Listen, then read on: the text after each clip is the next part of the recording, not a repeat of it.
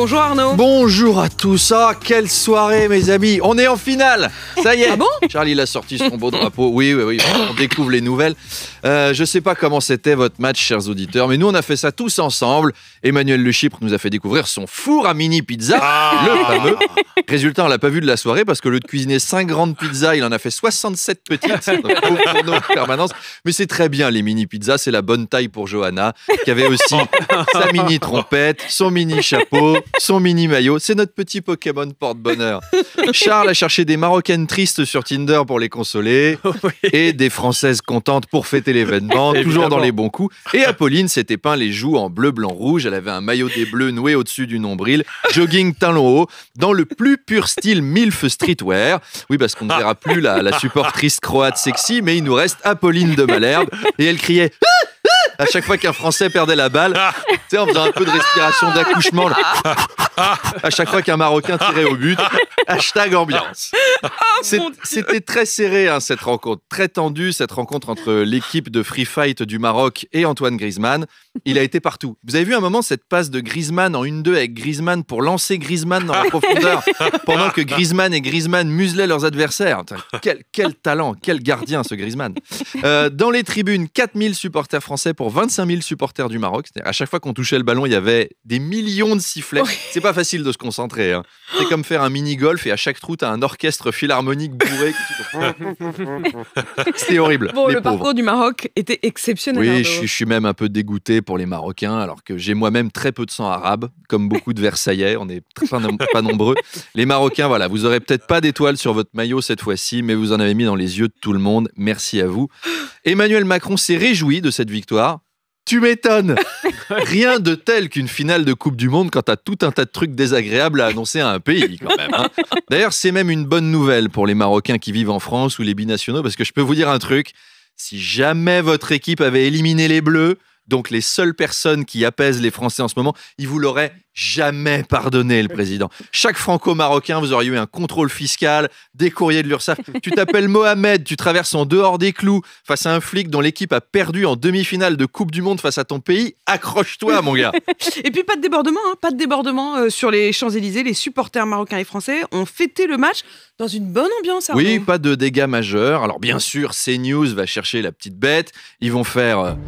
Ce midi, CNews retourne en direct sur les Champs-Élysées constater les dégâts. Notre reporter, Kevin Mussolini, est sur les lieux. Effectivement, je suis sur les Champs-Élysées, accompagné par la caméra de Cyril Pétain.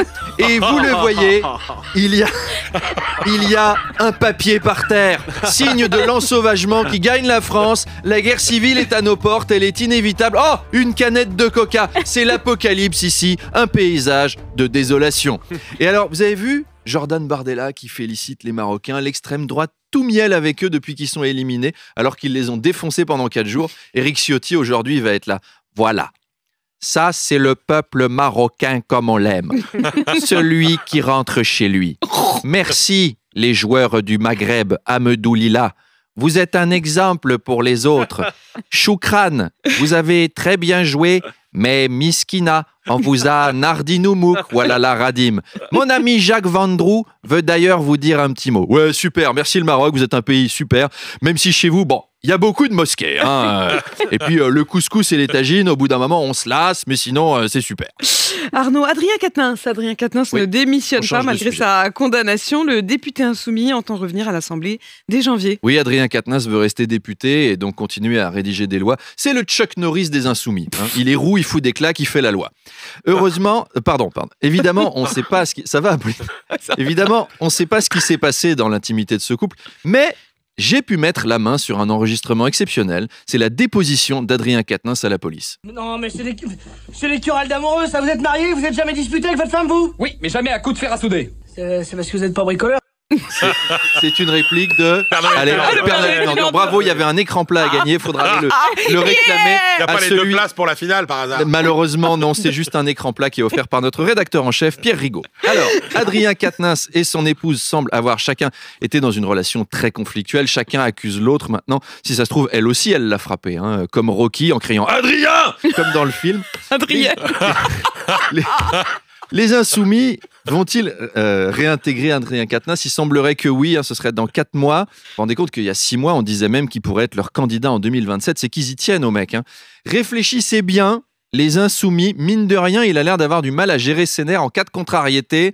À l'international, ça peut poser problème. Vous l'imaginez en rendez-vous officiel avec Joe Biden, le vieux, il commence à chipoter sur un contrat. Finalement, je vais peut-être pas prendre les 8 sous-marins supplémentaires. L'autre, il va se lever, il va renverser la table. Tu vas le signer, ce putain de papier ? Et une grande tarte dans la gueule du vieux. Le dentier, sous un meuble. Le traducteur, coup de fil à l'Élysée. Ouais, Adrien, ça va ton voyage ?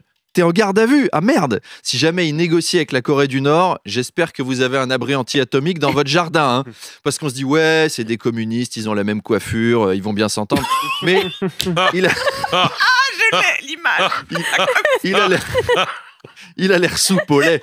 Apolline, si vous le recevez en interview, parce qu'il va revenir, gardez le casque du scooter avant de lui poser une question qui fâche. Voilà, je me contente de mettre le problème sur la table. Vous en faites ce que vous voulez. Allez, à demain. La coiffure. La brosse. Arnaud Demanche, chaque matin sur RMC et RMC Story. Il est 8h25. Du coup...